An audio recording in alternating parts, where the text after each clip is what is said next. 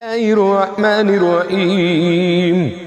إذا السماء انفطرت وإذا الكواكب انتثرت وإذا البحار فجرت وإذا القبور بعثرت علمت نفس ما قدمت وأخرت.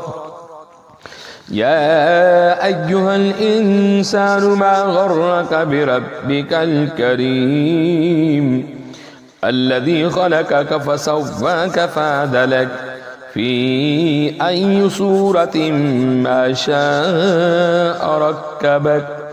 كلا بل تكذبون بالدين وإن عليكم لحافظين كراما كاتبين يعلمون ما تفعلون. إن الأبرار لفي نعيم وإن الفجار لفي جحيم يصلونها يوم الدين وما هم عنها بغائبين.